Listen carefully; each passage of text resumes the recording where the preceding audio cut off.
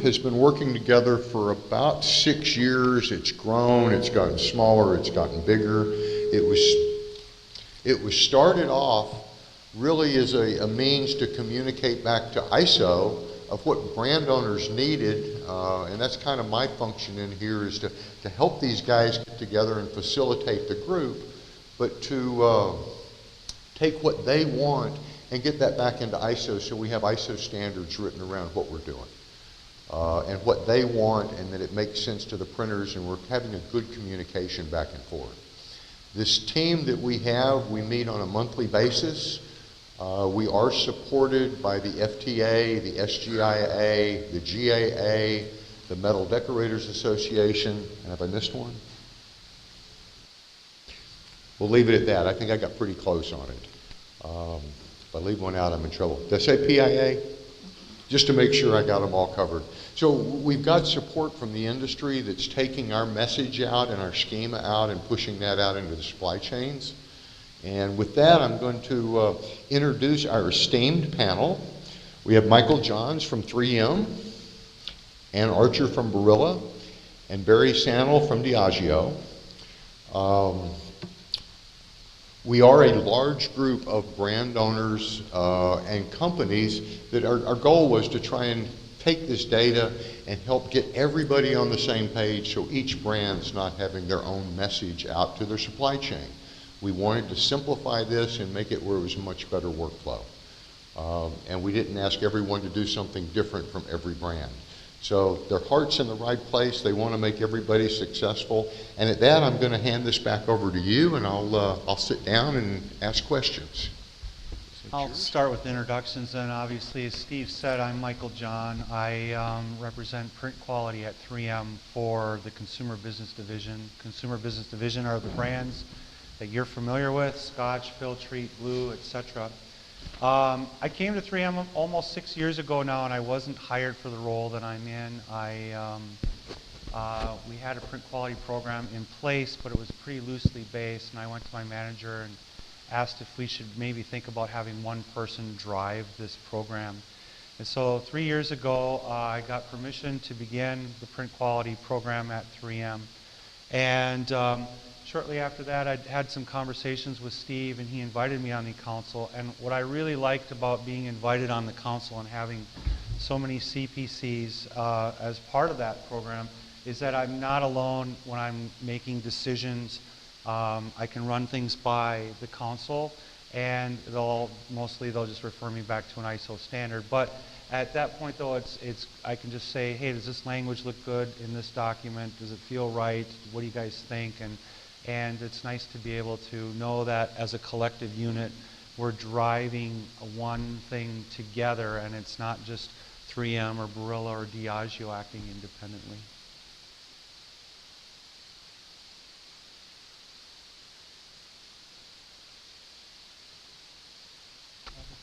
Use this one. Can you hear me now? There we go. Okay, too far away. Like Michael, I'm responsible for print quality at Barilla. The majority of our packaging is folding cartons, but we do also have some labels for our sauce business. And now we have pouches that for our microwavable pasta. I have also been in the role for about 6 years. I was the first person in this role. So I kind of had to, organize the little department of one. It's me and 3 packaging engineers, but I'm the only one that has any experience in printing. I did get some standards from Italy that I inherited from our team over there. Kind of had to translate them, for the American audience. A lot of the standards that I inherited were pretty old and had to be updated with making reference to new technology. I don't have a lot of printers to juggle, but we had kind of an issue because there was no one in my job before I got there with, printing sort of being all over the place.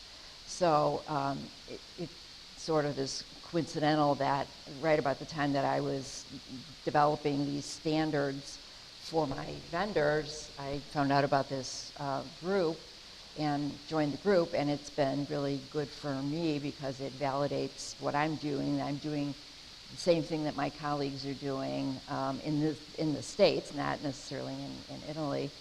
And it's a good place, as you said, to bounce ideas off of people, and if you're stuck on something or if you have a recommendation, it's great to call your colleagues and be able to validate your thoughts or get some new information. So it's a good group to join if you're a brand owner, and if there's any brand owners in here, I hope that you start joining us for our monthly meetings.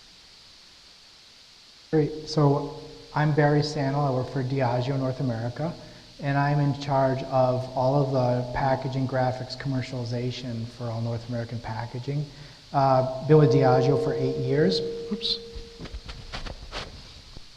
Before that, I was with the Dr. Pepper Snapple Group, doing graphics and packaging design for them, and then the commercialization activities. And that means from the time the designers hand off stuff to my team, I have 2 agencies, repro agencies that work for me, and then we do all the commercialization and color management activities. Now,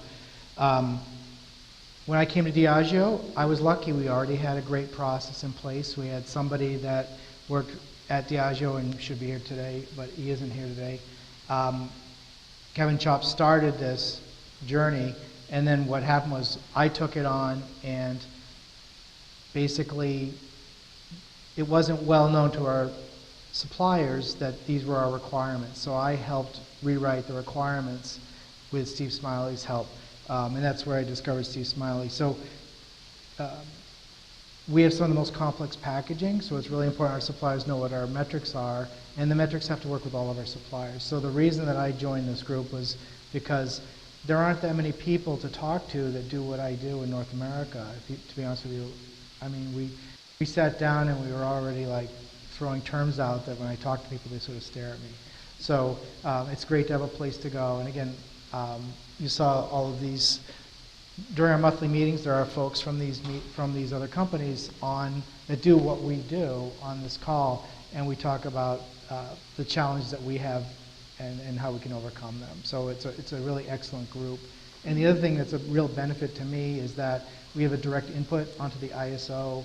So the ISO documents that Steve's going to talk about a little bit later, we have direct input to the ISO. So we help write the standards that we push with our own procurement teams.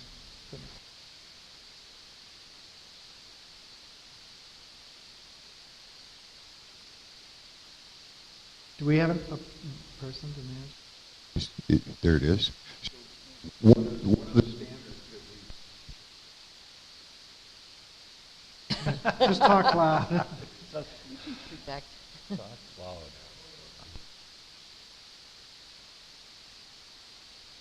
I guess just speak up. All right.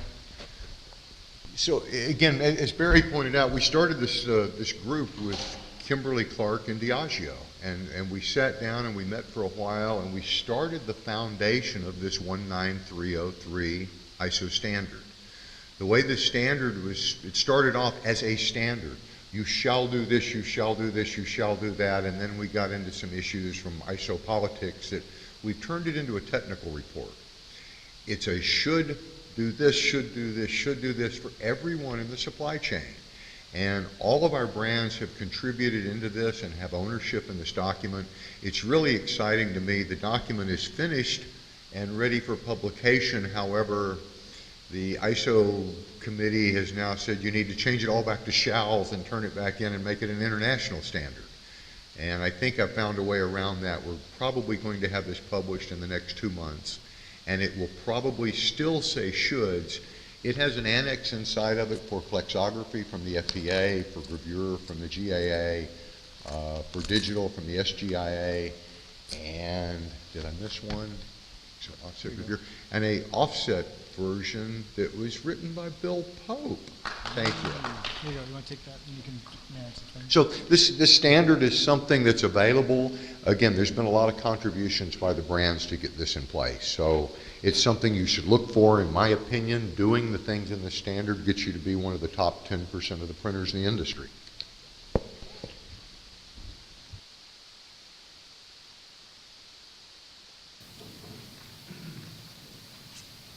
We kind of did that already. Yep. So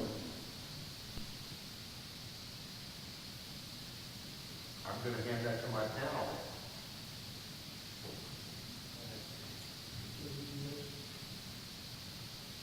So basically, we have to have effective communication to our suppliers through our procurement teams, because we're the graphics people. We don't necessarily own the business relationship. So we have to say, this is what we want our packaging to look like. And sometimes we talk in delta E's, but it's really around the activities and the kinds of things that our suppliers are going to have on hand when our companies show up. So I don't know about you, but I don't know if anybody's ever sent you guys packaging and said, what do you think of this?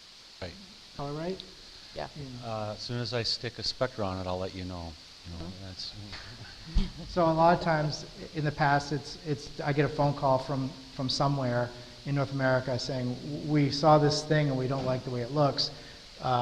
So it's really about the effective communication and standardized workflow, and then meeting our expectations. And I've had a lot of conversations with suppliers that go, well, we can hit 3 delta E's. Well, can you? Is that something you can actually do if you don't have the right equipment? So Steve walked away to get a mic. That's all right. Oh, about the next slide. I mean, I think it's important for 3M, when we came into developing a print program, we didn't have any formal documentation. We had a loose one that was written by package engineers several years ago, and then we decided that we'd work in concert with ISO, work with some of our print suppliers, some of our Promedia partners to define a document that really outlines our expectations. When we talk about 3 delta E, in our world that's okay. For brands, they might be a little tighter tolerance. We have 2 different tolerances in our document when we talk about our brand colors, and it's the question is, does this look good or does this look bad? I mean, it's very often that things get thrown on my desk. It's like, why did this print like this? And then I can go back to the print supplier and then say, well, why did this get out of your plant? Why does this look like this? We've issued a series of a good direction on how you can be a successful printer, but yet you still get stuff that's not great, but at least we've got something to fall back on to say, all right, next time you run this, we really need you to focus a little bit. We also hold our supply, and we prefer that they hit 2, which but sometimes, said, I'll get something on my desk and I'll measure it in LTE of 5. Well, is it just that one, or is the whole lot that bad?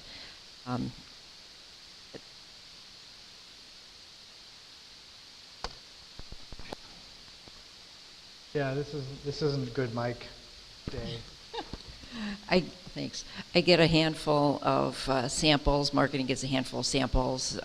The plant gets pallets and pallets of printed. They can't go through every pallet and look at everything, but they do pull out a representative sample, and they have the same spectrodensitometer that I have. So I have it. I upgraded from whatever old model they were using to the Exact, X-Rite Exact. And I have it, my plants have it. I have a light booth. My plants don't, but they don't really need it. Yeah, it's hard to, check 45 million cartons a month. But, by putting these standards in place, we've increased the odds that, the packaging is going to be more consistent, and it has been since we instituted these. I have a question. I just talk about. So, do you guys actually? So we've got this standard or this TR, this technical report that's come out.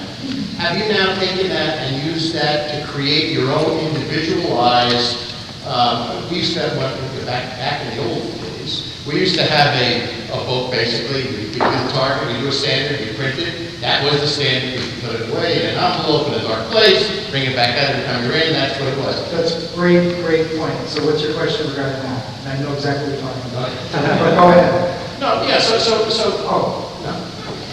I get excited about this stuff. So, we don't do that anymore. No, I know you do. Because when you give somebody a standard, you put it in an envelope, Right. it either gets lost, damaged, or over time it changes. When I came, and I'm going to tell you something. When I came to Diageo, the first thing happened was someone called me and said, Captain Morgan shippers are pink. I'm like, what do you mean they're pink? They're not pink. So I called the supplier and they said, well, you signed off on those 6 years ago, and we're still printing them for you. And I said, great, but the color's wrong. So I found the color standards, and then we had the color standards remade because, reds can bleach out over time. So what happened was every time they pulled that stand out of the envelope, it was getting more pink over time. So what we've done, and I'm assuming you guys are doing it, I'll talk to Diageo, you can build on that, but we're capturing the spectral data of the printing at the time of the trial or the first printing, and then that spectral data goes onto a cloud that we have, and then all the suppliers have access to that cloud. And so what I'm working on right now is blind color transfer where I'm not sending them the chips anymore. Because if I give a supplier a chip and I give them spectral data, guess what they do with the spectral data? Right? So what we're doing is we're giving them, I've done some studies, especially in the corrugated industry, of using spectral data, and it's really safe stuff. And that's part of this presentation, so you're going to have of us. But I didn't jump in. No, but I did want to mention one thing, is that we don't have a specific, I don't want to talk about delta E's. What I would tell you is that our goal is 0 delta E's off of the spectral data, using contaminant as a determining factor. So we want the inks to be matched spectrally. If you have the inks matched using only LAB, you can match inks many different ways and still achieve a good LAB match in D50. Does everybody understand that? So if you're in a light booth, that's a D50 light booth, and it looks good, you can turn around into fluorescent and it looks bad. So 2 seconds. Let me go through it. When we get to specs, it's 1.5 delta E to the standard, and then 1 deviation. If it's a spot color, it is like another delta E and a half. So the goal is to get the ink matched under specification, and then when they run it, keep the deviation difference. We broke it into 2. Make sense? And then I don't want to hog everything. We do things a little bit different, but I think where you were going with your questions, like, are we incorporating that into our own process? Is that where you were going at? Basically, look, so you've got a target, right? In this case, it's your spectral value. Yeah. And then you've got a tolerance, which basically, in your case, you said it was 3 delta E. 3 for non-brand, 2.5 for brand, So that's pretty much, that becomes written into the contract that you give to your individual converters. Correct. That they then have to adhere to. Now, I saw something before about certificate compliance and certificates and stuff. Do they need to be, I'm jumping around, where are you jumping around? Here we go. Okay. Yeah, so they supply you with basically validation. Exactly. I mean, 3M's in the process domestically. We're onboarding a third-party color management tool to help us with that. So we're getting live data presented to us as it's coming off the back end of the request. That's helping us tremendously, obviously, instead of waiting until Because you're getting real-time data. We're getting real-time data that's going into a cloud, and I don't have to be standing on the back end of the press. And of course, we set that stuff up to be in accordance with what our document is telling them to do. And we also have as part of our PQM, there's a page, the second page of that document says, I've read it, I understand it, and will conform to it. Right now, I've got a base of locally 500 printers that I'm working with, so my job is almost impossible. But at least I can control a small portion of it. And that program that we're using, we're targeting our top kind of printers anyway. So once we get into Asia and that, it's a little dicey outsourced printing that I don't control, but our suppliers control. But we still at least have the document and some sort of certificate of authentication. sorry. Yeah. Thank you, certification, yeah. But anyway, compliance. So that's kind of how we're doing it, and if you're thinking about, if you're going into, have we implemented all of the process? Not yet. And like I just said, I've got 500 plus printers, so to do that, I'm working towards a desired state of, yes, I want to be supplying spectral data to all my printers, so we do avoid that metamerism, and color communication gets a little easier to understand. Because we do have brand colors that, even 3M Red, for example, people still think 3M Red is Pantone 45, and it's not. So how do I communicate that color to them? I can with LED targets, which is kind of an easy way, but it's better obviously to do with your spectral data. Dr. Barry, I have a question for you, which is, you've got, unless we're going to get to this. Well, I can't hear you. Oh, I'm sorry. I can hear you. I don't know if you're going to get to this or not, but you've got the problem of, or benefit of an intermediary that's doing all the pre-press work that could obviously affect how that reproduces down on the apprentice presses. How are you going to get to that, or are you going to, or is that, how do you control that? So you've got two different points of failure. So if you're talking about the reprographics companies I employ, I have 25 to 50 SOPs that we work under, and they're a living document. So there's a specification for what they're to do on press, and there's also reporting. And part of that is the delivery of the spectral data from the press running to the color dot for us, and which the suppliers have access to. So they will set the standard, and we're setting the standards to our conversion sites. So the conversion sites, the all teams have access to what was the first one. Now, I agree that if you think about it, I mean, like, okay, well, 2 years from now, what are they going to be looking at? But really, the truth of the matter is, it's the spectral data is the single source of truth for color. And then we work around a little bit with some of our other components, like closures and things that are put on aluminum. There's other methodologies we use, but everything has SOP. So I want to, since Steve walked away, I look at me in charge. What's great is if you can see my monitor, it looks nothing like that. And that's really what color is, right? So one of the things I'm seeing is a lot of people are looking at things on their computers. Everybody's, if I send you guys color on their computers, they look different. Everybody's computer. So it's the same thing with light blues. This is an example of a supplier logo on name, and that was, I looked up, and those were the light bulbs I saw in the light blue.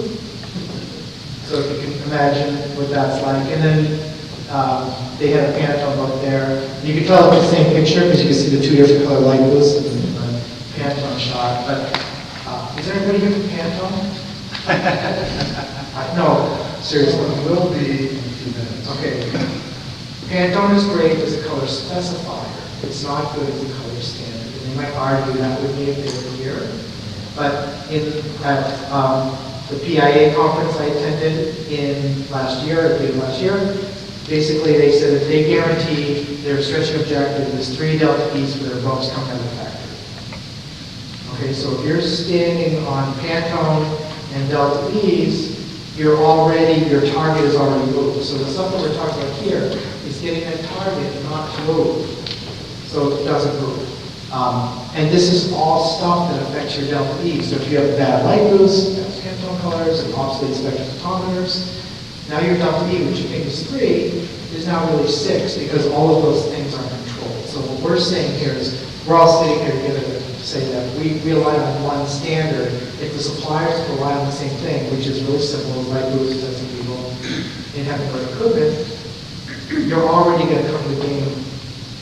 We don't explain it. So this is a bad example of 3D elements, obsolete spectrums, bad lights, and bad I even tell our brand designers in our group that the Pantone book is great. It's a good starting point to pick a color, but one of the first things I do if it's a new color to the system, I'll take the chip that they're looking at and they're using, and I'll stick a spectral on it right away and say, okay, it's 5 delta E, which it happens. I mean, it does happen. So it's like, is this the color you really want, or do you want to go to the Pantone standard of that color? And if they're like, well, I can go to the Pantone standard if that's good, then we direct that to our printers.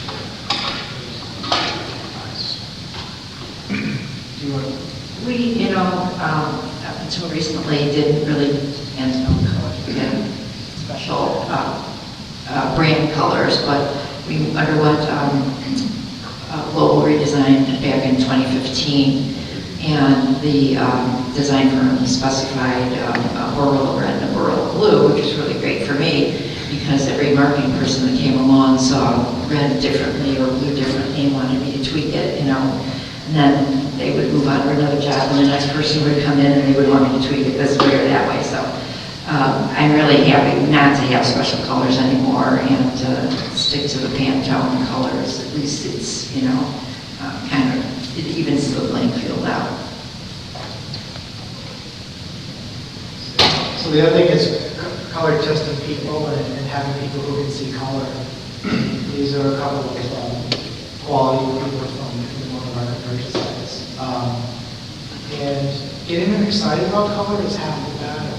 The color testing people, they all have eyes in their heads. I'm not here to out people who are colorblind, that's not my goal. But I want people to realize that they can see color. And it's something that it's like driving, you're kind of presented with the road and you follow it, and if you're good, you stay on the road. But if you show somebody, say, hey, look, how well do you see color? 99% of the people I've tested do really well. Above average. A lot of people do it, they're above average. And then we have people, they come in and they're like, I'm colorblind. Like, well, let me tell you what kind of color blindness you have.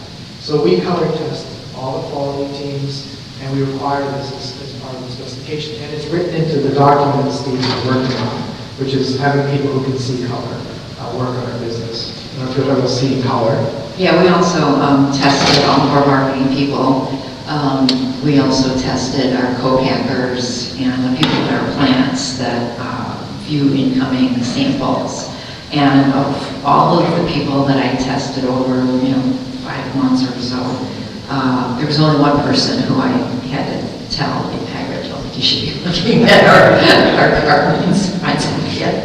Let one of the other guys do it. So yeah, most people were at least average or above average, and one guy just needed to step back. Yeah, we haven't done anything like that yet. I've done it myself. I learned a long time ago that I had a little bit of a green deficiency, but then you can train yourself too to kind of see differently as well. I've gotten better at it, but we don't do it. We don't do it at the level that these guys do. Probably should though. Most of your suppliers test people when they hire them, right? So when I worked for CCLA, they only tested me and they never tested me again. Your color acuity doesn't change until you get to your 70s, I'm told. But the one thing I point out is being with a printer for 25 years, so that's in and out. There we go. As we started watching, we found press operators that were color deficient, and you can't get little apps that work on the phone just to understand there's basic color issues that we can sort out. And again, we just need to know it. It's not that you're bad. It's just that maybe if you don't see reds too well, I shouldn't be working on tomato products. As I've gotten older, I don't see flesh tones as well, so I went through the makeup catalogs and I asked someone else to help me with that because I know that's where my deficiency is. Again, it's not saying you're handicapped, it's just understanding our limitations. And then, Steve, let's talk about, he's bringing another mic. I just don't know. These are spectrophotometers. The industry has landed on the exact. So, most of the suppliers, if not all the suppliers at this point that I work with, at least have an exact. Now, I've gone out and seen them broken, where they're sitting there, and I'm like, oh, it looks, and I pick it up and it falls apart in my hand.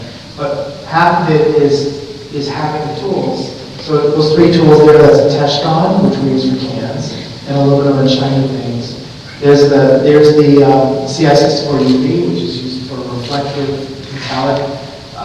It's a spherical device, and then the exact is for 90% of my packaging. And I have mine, the repros carry them on press approvals, and now the suppliers have them. Now, if the suppliers can really get on board with this, I wouldn't need to send my repros to stand on their heads. So these are really critical pieces to have, and we haven't done a lot of commercial sites. You guys want to talk about spectros? Yeah, I mean, a lot of times I'll get from, especially this happens more in the APAC region, where I'll get a picture of a spectral they're using, and it's an older 9 or 5 series tone or X-ray, not X-ray, yeah, X-ray one. And we want them to, we actually want them to upgrade. I mean, you want to have the latest things, you want to have the unfiltering abilities, just the latest, more of the latest and greatest information to be able to accurately, accurately read your color. I think the older ones don't have quite the tight tolerance levels that the newer ones have, and so it's important if you're still using the older versions of the Spectros to, you know, talk to your representative and get an upgrade and see if there's a trade-in, etc. So I push people for that a lot. And the complicated part of the spectrophotometer is setting it up properly. Once it's set up, it's actually very easy for operators to use it. So if we went into that and realized, well, we'll look back to I just want to say you got the normally have spectros, but they have to be set up properly because they can be set up for the automotive industry, they can be set up for other industries. So it has to be set up to the specification. And sent in And calibrated. calibration. Yeah. Right, and there's a tool that you can get that you can, it has tiles, you can calibrate your own spectro. And I was having some problems where, you know, a couple of years ago where I would see something that looked like it was 3 or 4 faulty out of spec, and my printers was spec with ours. And so I, gathered everybody up together in a room one day, and from all of the plants, and I had my color separators come and bring their spectros, and we all sat around the room and sang Kumbaya, and we calibrated our spectros to the same tiles, so we could see that we were all kind of on the same page. Then I wasn't going to get any more. Well, it looks okay to my spectro, so that's something that I think helped us a lot.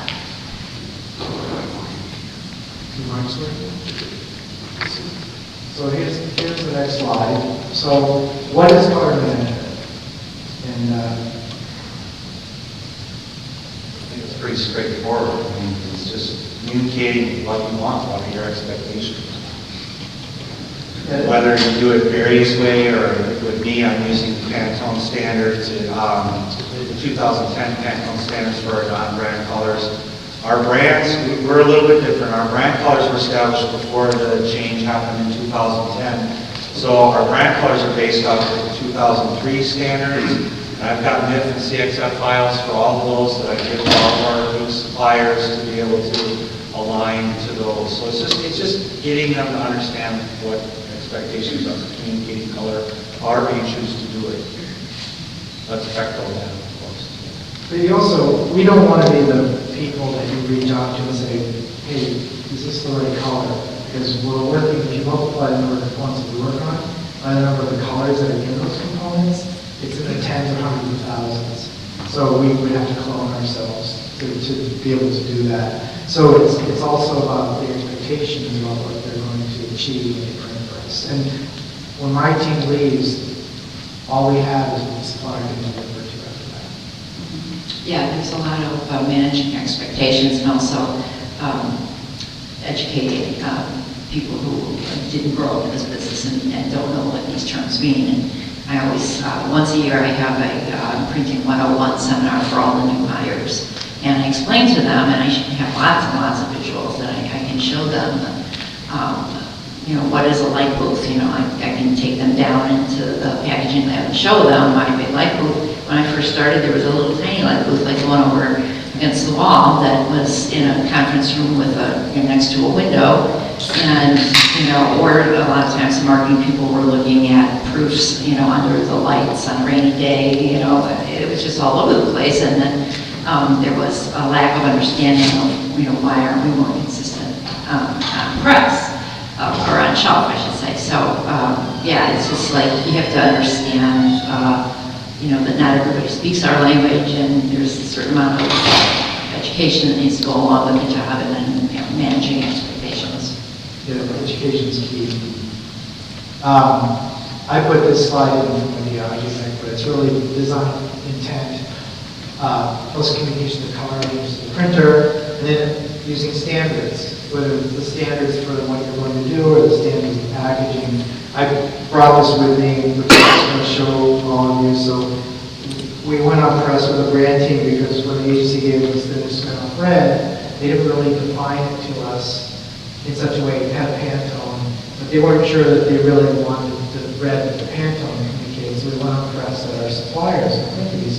And once the brand team was happy with that, on the web, we had the targets for the color on the web, and this became the brand standard for Snare. So the brand team sees a pretty label, and I see the specification, which can be rolled out across all the packaging.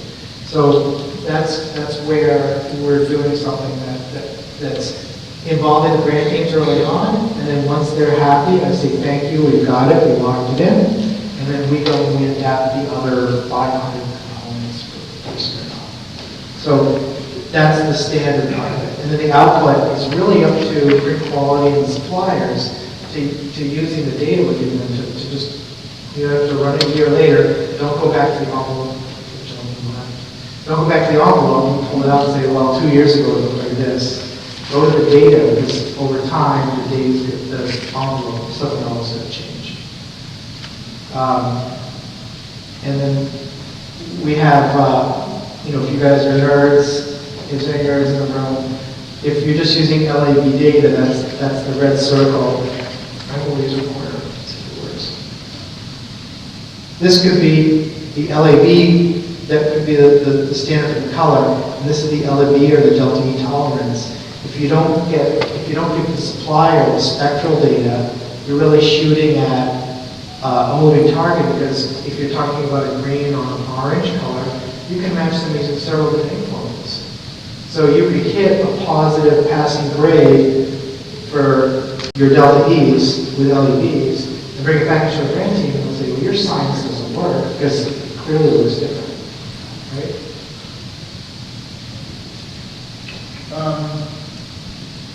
Let's see. Not a dubious no. Some might say, depending on the context, we might have a variety of print suppliers. Oh, that's better. Any better? You might have a variety of print suppliers printing actually with different inks by design, by intention in different media, and without the ability to create a metameric match using inks that do have different spectral signatures, then you won't be able to satisfy the customer. So the lab value still has to be the appearance model, but are you saying that you are compelling suppliers to pass, to somehow match the spectral information? I am saying that. And, okay. So what you're saying, I totally understand what you're saying. So we're really limited by our quality of the supply chain, right? So if you talk about branded colors, you can change the chroma, and as long as you have the curve right, then you know that it's going to match under different conditions. So our tool that we use, called the Toolbox, we branded it. It gives you a passing grade not only on D50 spectral data, but also on the tamarism index, which is 1 delta over D50. So, I mean, we can talk after if you want to get granular on that, but LEB just isn't enough information, because there's many different ways to match it. Well, okay, there's a difference between retaining spectral information for internal purposes, but when you have people printing with a variety of colorants, trying to satisfy the customer who's actually directed that those print processes be used, how are you going to pass those people? We use 14 pigments in the printing industry: flexo, offset, gravure. We use 14 pigments, and unless somebody reaches out to get a light fast pigment out of the paint industry for their fertilizer bags, we're all using those same 14 pigments. So several of the brand owners on this team only provide the spectral data, and then we have people call saying, give us the LAB value, and we respond, you have the spectral data. If you want lab data, calculate it yourself. Where we've ended up in trouble with all of us is as we send things to Asia, the Asians only want the lab value because we get sales guys in the mix. And then we have them hand the spectral data, the CXF, to the ink supplier, and they say thank you almost every time. Totally in favor of supplying this type of data to the printers. That wasn't the issue. The issue was your criteria for passing them. Okay? So I assume that's still valid. The criteria is all spec. But you expressed it in terms of Delta E. Delta 2000 is what we spec out in our standard. Right. Okay. As 3M moves forward, we're not yet to the Aries level, it's still in its infancy. We want to get to supplying spectral data for everything, but you're right, when it comes back and I'm reading the drawdown, it's going to be what the X-ray tells me that it's exactly, my system tells me the LED target, whether it's within Delta or not. That's the crux of your... Yes. Yeah, so it always comes back to LED. Of course. At least for Delta variants. I just found your comment confusing. I was trying to clarify. No, I appreciate that. It's really that we created this tool with Horus to make it easy for our suppliers, so the Spectral plugs into the quality. Well, then the other wrinkle is that multicolor extended gamut printing, which is indeed not using the spot color pigments, although some of that may be in there, of course. And they're simulating the colors, and you certainly won't get the same. I totally hear you. So that's a really good point. So, and I don't want to speak about Diageo. No, that's a great point. So we focus on spot colors. So a lot of what you see is spot color printing, flexography, and really regarding digital printing and what you're talking about, we allow the brand teams on what the look of the component's going to be, and then we take it back and we reverse engineer that. So it's about harmony of components across the bottle, right? So you guys could talk about that if you want to, but We don't do. I think we should. don't do any ECG printing with the 3M. yeah, we don't do ECG. I used to do ECG that way. We have to snap it on It's something we're considering, but then that becomes a problem. It's like, how do we balance that between an ECG printer and a spot color printer and worry about the cameras? And Well, the tolerances we need to use and so on. There are a lot of issues there. Yeah, ECG is when you're doing like, so, you know, I totally understand that you do that when you're doing a litho realm, but we're multi-combination, rotary printing, narrow web, so it's not a big opportunity. But I'd like to move on, but if you want to chat after, over on a little bit. So, do you guys want to talk about spectral information anymore, or if you want to do it? So this is the ISO workflow distilled down to some really basic metrics. PDFX4. So PDFX4 file comes with a calibration built into it. It's 1.6. And the printer applies, so we used to fingerprint presses, and now we've empowered the suppliers to do their own calibration. Because the suppliers, we send Shockwave or SGS to calibrate. First of all, most suppliers have multiple presses in the building. We're not going to do all their presses in all their print conditions. So it's up to suppliers to know their equipment. And then we give them the color exchange format separately through this cloud. Now, would I like to see Adobe integrate that into PDF? Absolutely. Then my color cloud is obsolete. But then it's up to the suppliers to use their systems. And they can download the CXF data. It's open format. They need to run through their own workflow, and leading companies. And then marry those two things together with the labels. So that's the workflow right there. That's a future, 3M, that's a future state. We're still a little behind in the process. We're still supplying, in a lot of cases, native AI files to our printers, and then they take it from there and apply their own process to it. But we'd like to be to that point. It's just like the size of my base and communicating that language to them. We think in 2019 we're going to be smooth to supplying PDFX4 instead of data files. We won't have the embedded color information yet, but as a future state, that's what we want to do. So just a comment is you cannot provide a PDFX4 without an embedded ICC profile with your expectations. That's right. And that's in the handout, so we're not going to go through like all the detailed stuff that's in the end of the presentation, but you'll get that in the handout. Do Does Barilla use PDF Explorer? We don't. I brought it up a couple of times. I'm working on getting there, but really, in reality, I have one carton printer. So it's not like I've got a lot of different, printers and formats to juggle. So right now, I think it's a good idea. It's just that it doesn't really impact me at this point in time.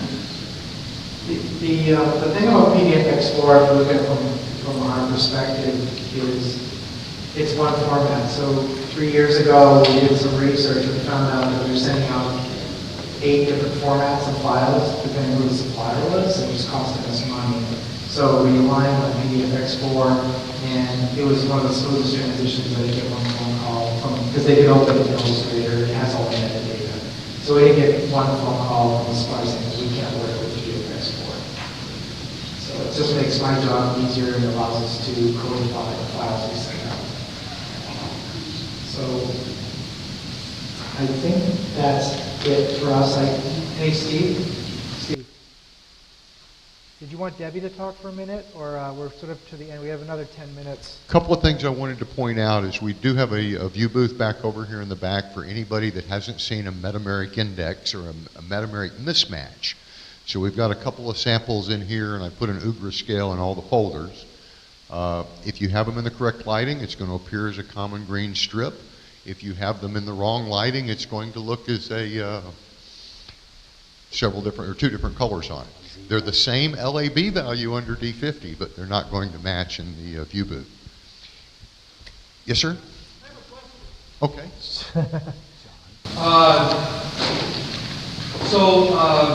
I've heard this said by basically all of you, saying something like we can hit 3 delta E, our spec is 1.5, whatever. The part that I didn't hear, there's 2 parts I didn't hear. Steve mentioned exactly once, and it's the only time I heard it, D2000, and everybody said delta P. And okay, I get it that that's. We mean DE 2000. Okay, all right. We're all speaking to the ISO standard of 12647-2. I feel happy now. Okay, then the other part of it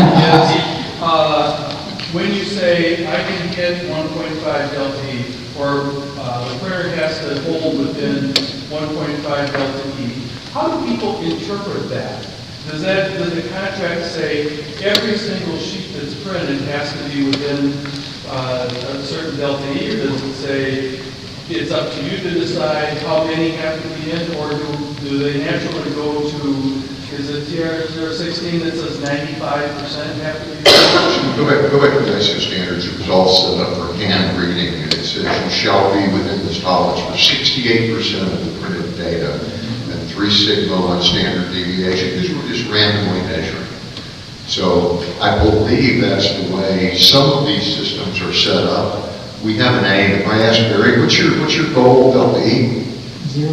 You'd like a 0? That's my goal. So we have so a target. it's just like golf, right? We shoot for the balls and shoot for the green.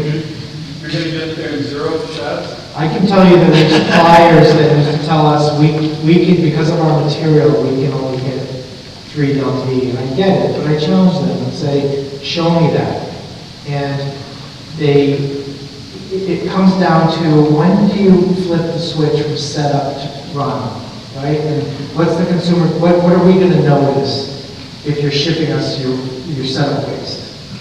So it's really around, they validate, self-validate their inks, they get a passing grade. I don't need to see chips and drawdowns from the supplier. Then they run it. It's the same process. They validate it, put it in the press, validate it again, and when they get the passing grade, they're ready to ship that once their press is up to speed. So I don't really dictate. I'm not in print quality. I'm reading it, but I'm not in the quality team. I usually look at the exceptions. But for what I've seen in the warehouses, especially in the coordinated department, the quality of the series is going way up. Whereas you see a palette that's got different color shades.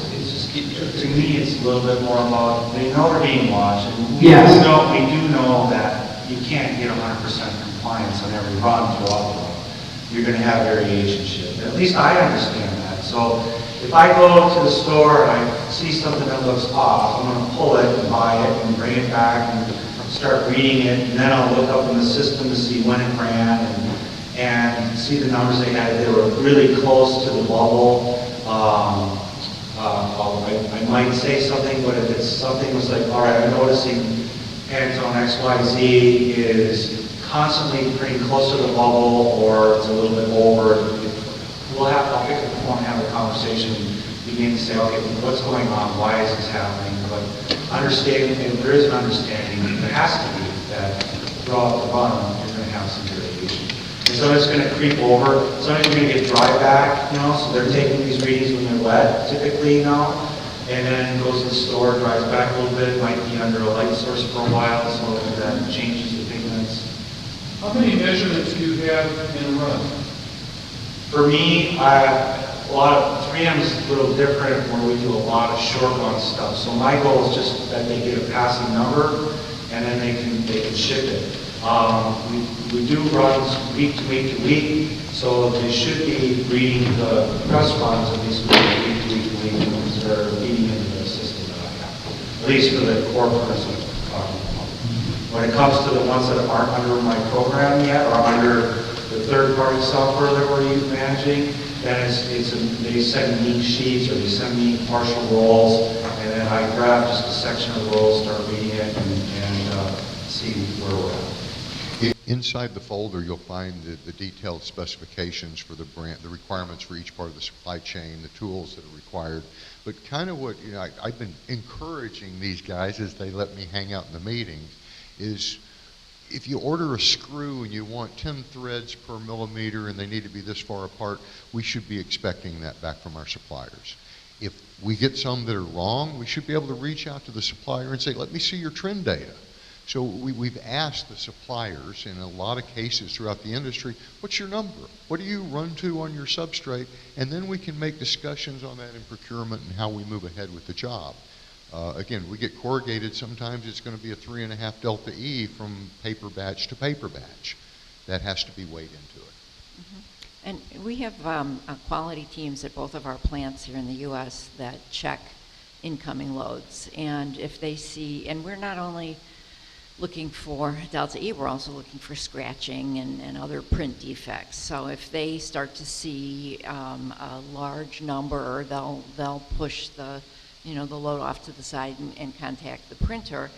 And sometimes, we have to reject the load, and then the printer's got to come back and get it, and then they may want to go through it, one by one. But usually, there's just too many cartons coming in to inspect every one of them. So we kind of take, like I said, a random sampling. But we do, occasionally have to reject the load if it's got too many scratches on it, or if the delta E is just so far out.